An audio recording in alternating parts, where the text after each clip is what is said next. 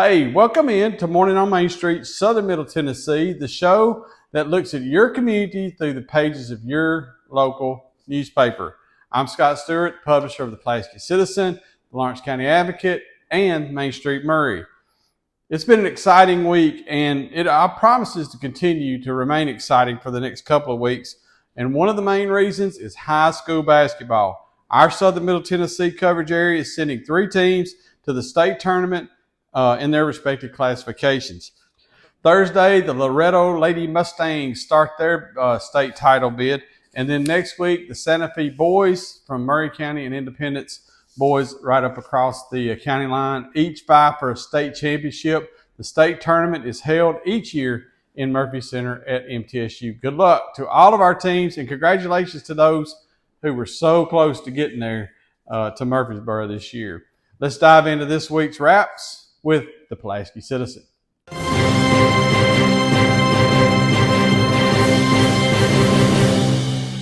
In the Pulaski Citizen wrap this week, we've got an amazing young man, Talajuan Robinson, who is this week's Citizen Spotlight. I really love to see when young people in our community are doing great things and being recognized for it.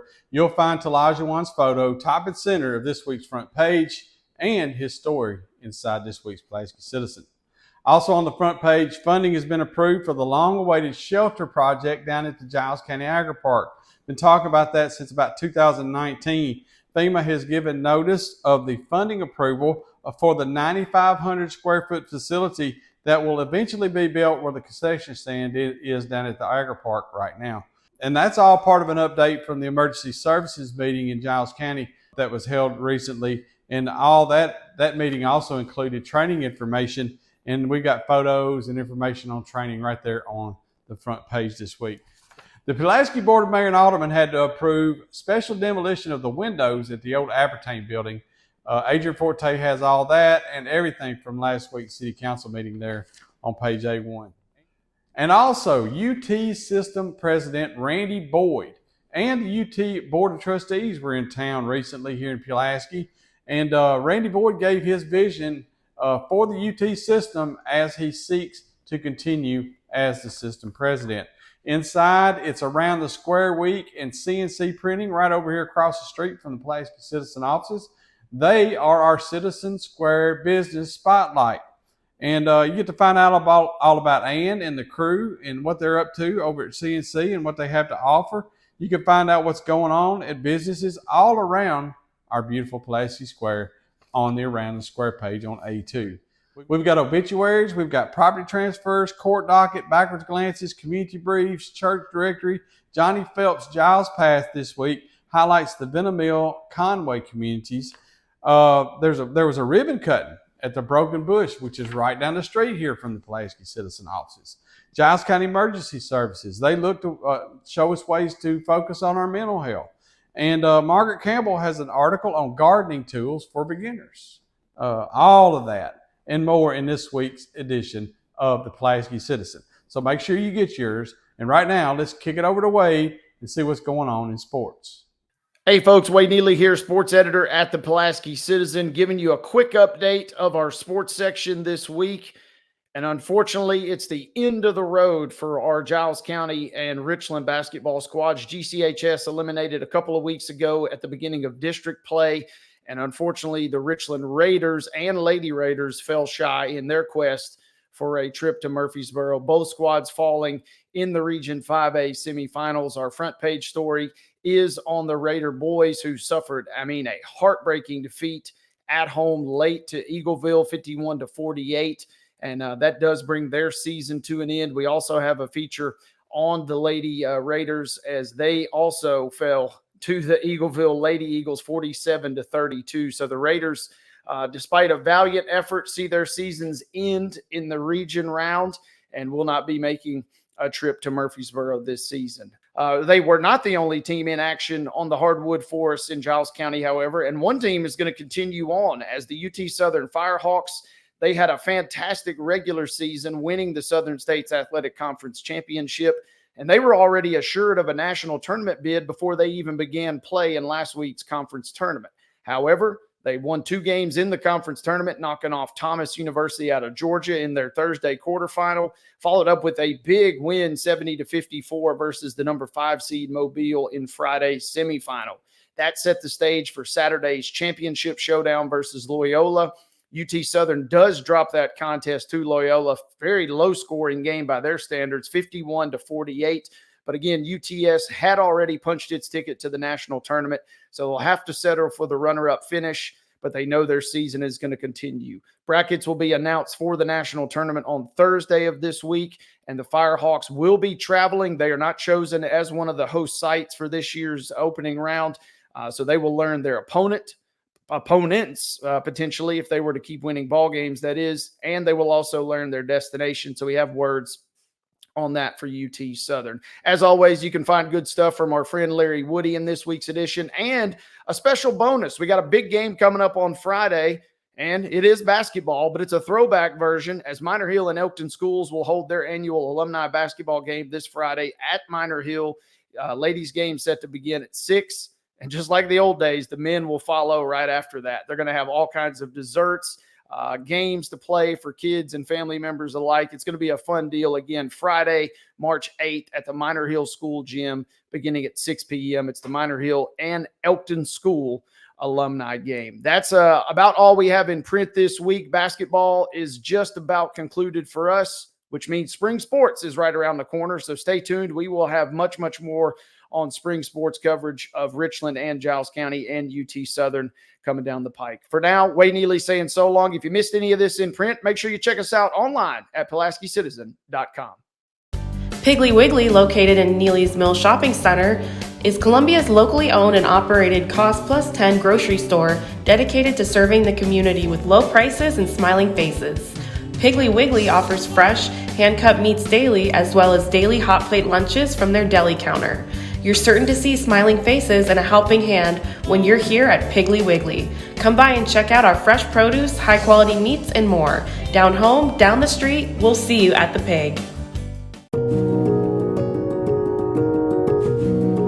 Having a good, confident smile and being able to portray that positivity to others is really helpful. A professional family atmosphere is what we get every time we come here. Our hygienists do a better job at kind of assessing mouths and coming up with plans than most dentists do. They're very kind and they're very aware of other people. I think if there's things that I would want you to leave here with, I want you to feel like you were heard, that we listened to you, and I want you to feel like that your concerns were addressed. Since 1975, Mid-Tennessee Bone and Joint Clinic has treated the orthopedic needs of Middle Tennessee residents. The trained physicians provide surgical options and minimally invasive options to treat all orthopedic needs. The walk-in clinic, OrthoQuick, helps you bypass the ER while treating sports injuries and acute needs Monday through Saturday. Visit MTBJ online at mtbj.net or on social media at Mid-Tennessee Bone Joint Clinic. Welcome into the Lawrence County Advocate this week. Man, there's so much to say about Lawrence County Advocate, I can't even get it all in. So I'm going to go real fast, and everybody hang with me, okay? First of all, for the first time that I'm aware of, Lawrence County Advocate is being sent to subscribers each week. Now, thank you to everyone who already signed up. There's about 60 or 70 of you guys out there, and to get that advocate sent to your home each week. In addition, to the convenience of getting that at their homes, these subscribers are the only ones that are getting a special 4-page comics and puzzles section that is going into the subscriber-only editions. So if you want to get that special 4-page comic section, sign up for a subscription, and you can do so by calling 762-1726. There was so much great news this week, we couldn't even get it all in to the paper. I'm just telling you. But I'm going to tell you what made the cut. Congratulations to the Lady Mustangs, first of all. They punched their ticket to Murfreesboro with a dominating performance in their sub-state matchup with Cheatham County. See that celebration right there at the top of the front page this week. A story we've been working on since back in November. We finally got it done. Carrie Stagg's feature on Square 40 Restaurant and the new owner, Patrina Short, who has worked there for 25 years and became the owner back in October. By the way, the food is amazing at Square 40. Just go ahead and take my word for it. And y'all know I don't miss a meal. And the atmosphere is great right down there on the Lawrenceburg Square It's a great story. It's right there on page A1 this week. Find out about Square 40 and Katrina Short. Also, a great story on A1 is Sandy Mashburn's update on the efforts to refurbish and upgrade the West Gaines School. And find out about the West Gaines School, what they're trying to do with it, where they're at with it, how, what their plans are. It's a lot of really good information about the West Gaines School right there on page A1. Last week, the Flexco Company, it's a tubing and manufacturing company, it announced that it would invest $17.5 million into a manufacturing and distributing facility here in Lawrenceburg. Inside, ham operators are invited to participate in the Skywarn program. The Etheridge Board of Commissioners has set a called meeting for Thursday.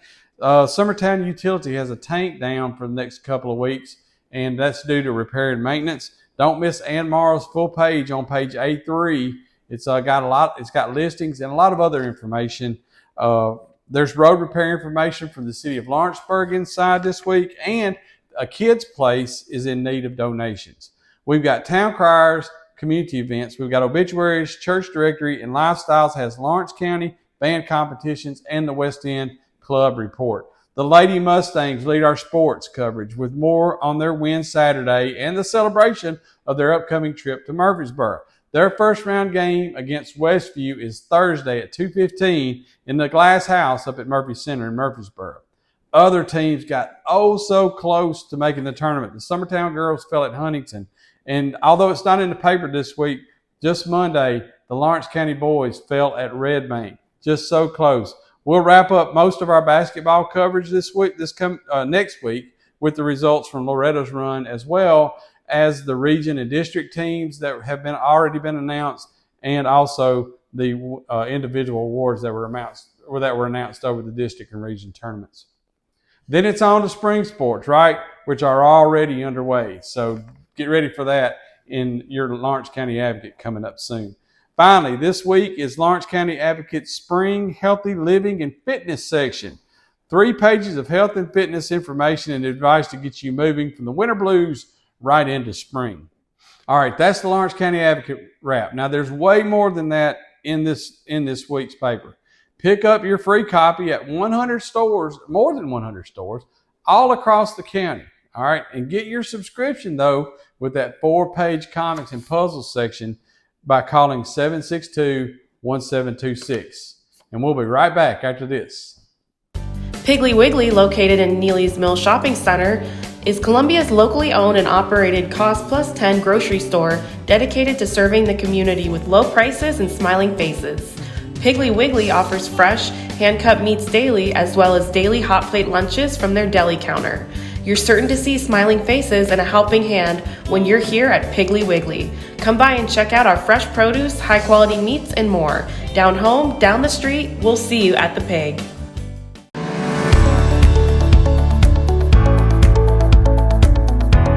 They have always met wildest expectations as far as taking care of my teeth and my health. You know, teeth health is very important now to your heart. And I told him one day, I said, I'd love to have nice teeth and nice hair. And he said, well, I can take care of the teeth, but I can't take care of the hair. And I said, you can make my teeth? He said, yeah. I said, well, let's go for it. And he did.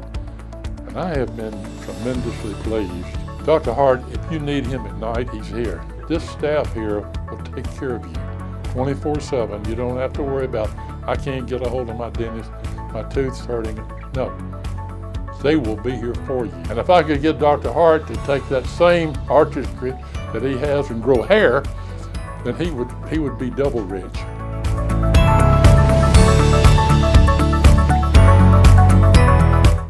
In the Main Street Maury wrap this week, one of our new writers, Jonah Story, has the story and photo of the Maury County Special Olympics raising $13,000 with their annual Polar Plunge fundraiser.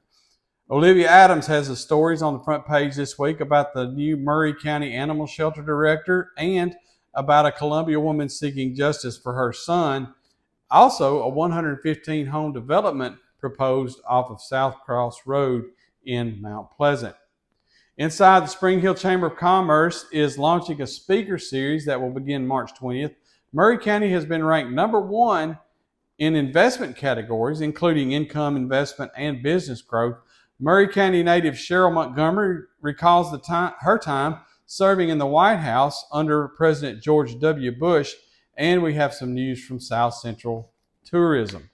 Olivia has the latest information from the Spring Hill Planning Commission, and the Columbia Peace and Justice Initiative is planning a statue of Supreme Court Justice Thurgood Marshall for the Columbia Square. See that update this week, and also see Fire Chief Ty Cobb visited some Columbia Cub Scouts recently to talk about fire safety. Don't forget that there's one place and one place only that you can find the deals each week in Piggly Wiggly, and that is in the center of the Main Street Maury A section in full color every week. I mean, this week they've got the truckload meat sale. And why, now that you know that, you're still listening to me, I will never know. Get down to Piggly Wiggly right now, find those deals, and on the way, pick you up a Main Street Maury so you'll know what the deals are when you get there. All right, so we're going to have a few extras from Main Street Maury this week. We're going to go to Mo here in just a minute for Main Street Maury Sports. Also, Olivia did a tour of the construction on the Maury County Justice Center recently, and we've got that coming up for you right after sports here on Mornings on Main Street, Southern Middle Tennessee. Finally, we're going to pitch it to weather after that, okay? And just wanted you guys to know that starting this week, our friends at Tennessee Valley Weather will have a weekly forecast in all three of our Southern Middle Tennessee papers. So look for that in your paper this week. And a huge thank you goes out to the guys at Tennessee Valley Weather. Now, I've got a lot of respect for folks who go and find something, a need, and fill it. And that's what Tennessee Valley Weather has done in our Southern Middle Tennessee counties. And so I appreciate them. I appreciate the fact that we get to have them on our show each week, and now we get to have them in all three of our papers. So, hey, let's kick it on over to Mo and find out about sports. Thanks, Scott. This week's Main Street Maury, we've got continued coverage of high school basketball in the area as teams continue to make their way toward Murfreesboro and the boys and girls state tournaments. Eagleville knocked off Santa Fe, but the Wildcats bounced back to make their trip, their first ever trip to Murfreesboro. And between the print edition this week in Main Street Maury and our website, mainstreetmaury.com, we've got coverage of the Wildcats going down that postseason path. Columbia Central season came to an end in region semifinal action, but Independence continues as well. And we've got coverage of Loretto's girls as they are headed toward the state tournament this week as well. So again, postseason basketball continuing for a number of our Main Street Maury coverage teams, and you can keep up with all that in this week's print edition of Main Street Maury as well as online at mainstreetmaury.com.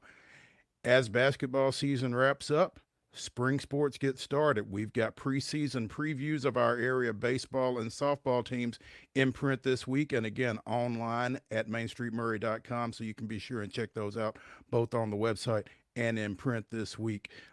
As we get into next week's coverage, again, we will be at the Murphy Center for coverage of Loretto's girls in the Class 2A state tournament, and we will have both Santa Fe and Independence in next week's boys state tournament. So be sure and visit mainstreetmaury.com and next week's print edition of Main Street Maury for coverage of all of those teams and more. That'll do it for sports here from Main Street Maury. Be sure and check us out again on the website, mainstreetmaury.com. Hello and welcome back to Mornings on Main Street. I am Olivia Adams, and I am joined by County Commission Chairman Eric Pervetti, and we are in front of the new Judicial Center, which is currently under construction, and we're about to take a walkthrough, which we will show you. So first of all, just a few questions. I know you were one of the many people instrumental in getting this going. Can you tell us a little bit about the history and how long it's taken to get to this point? Well, this is a process that's been going on for a very long time, a good number of years. Multiple commissions have worked at this.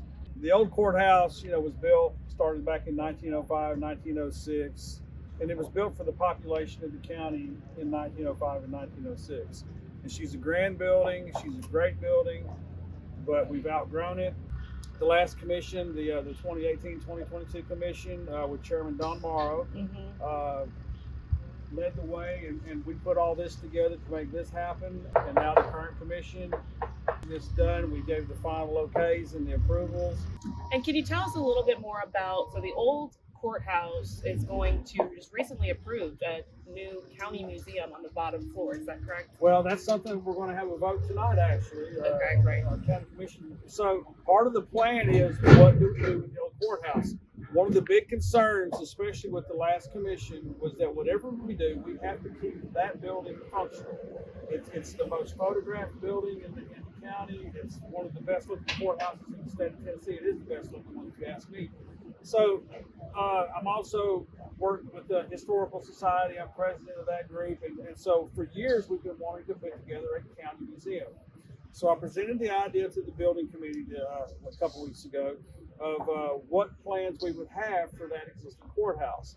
Now we have the archives expansion being built, so all the records that's in the basement, those will get moved out once that comes online. We're looking at taking that first floor and turning that into a county museum. And so there are artifacts all over the county. The question was asked, well, where's the stuff at? Well, it's at my house, it's at his house, it's at your house. You know, we've got all these artifacts. I just collected some more the other day from an outstanding citizen. He had just passed away, and they've passed on some of historical documents to us. And so we'll be putting that stuff in the museum. We're looking at taking the second floor. Part of the plans for this is that the grand jury is going to stay in the main courthouse. So the main circuit courtroom on the second floor, that's going to become the county commission room. The county commission used to meet in that room back when it was the county court. So anyway, the county commission will go back to the second floor. Grand jury will meet in there, and in any other overflow court situation there might need to be can go there. The mayor's office would take up the rest of the second floor with some conference rooms, and then it would be made fully ADA compliant. The third floor is that we need to supply space for our circuit judges. So when they're not holding court here, they'll have offices for their staff on the third floor of the courthouse. And so we're going to be voting on that idea to present that, and then putting out an RFP to get some design renderings on what that could look like moving forward. And also the new court, well, not new, but you will be getting 2 courthouse benches that are coming from the old courthouse. So yes, we're taking 2 courthouse benches from the circuit courtroom, and there again, it's all about protecting the history of the courthouse and Maury County history. So we're going to implement 2 of the main courtroom benches, and they're going to be put in the concourse for the circuit court clerk. Actually, it provides us about a $4,000 savings by doing that, by not having to put in the new bench. I wish we could do more of that, and more of that might come to pass at a later date. But yeah, we're definitely honoring the history of Maury County and saving some of that, the old coming to the new. From the Tennessee Valley Weather Channel, this is your weather today. Hey folks, happy Wednesday to you. Ben Luna here with you in the Tennessee Valley Weather Center, wishing you a terrific hump day as you check out your weather today for the 6th day of March 2024. Your weather today is made possible by our friends down on the square at Beasley Wealth Management in Lawrenceburg. All right, with that said, we've got a lot to talk about.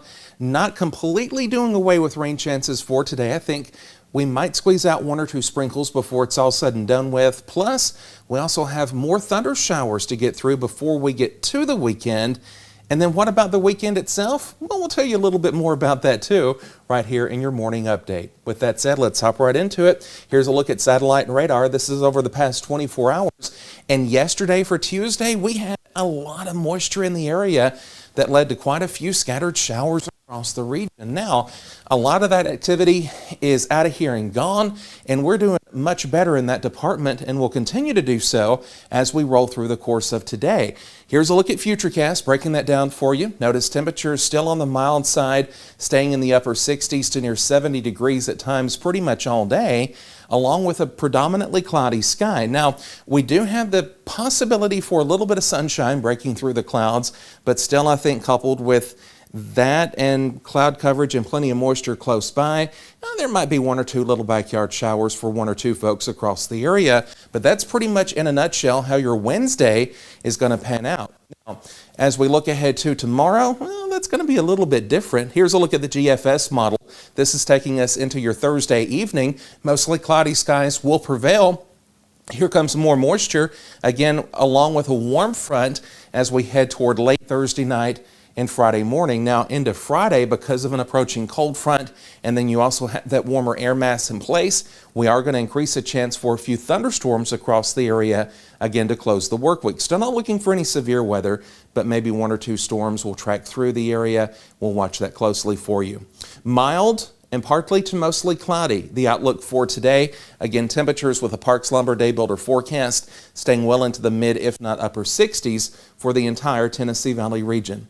Here's a check on the next 7 days fresh from the Tennessee Valley Weather Center. And again, a few spotty showers can be ruled out over parts of the area, especially east of 65. And then a few areas of rain will be here as we head toward Thursday evening. Showers and storms on deck for you pretty much all day Friday. That rain chance comes to an end on Saturday. Then finally we'll clear out and dry out and cool down just a little bit. Looking ahead there to your Sunday, Monday, and Tuesday. Notice temperatures backstepping just a bit. Mid-50s for your Sunday, low 60s on Monday.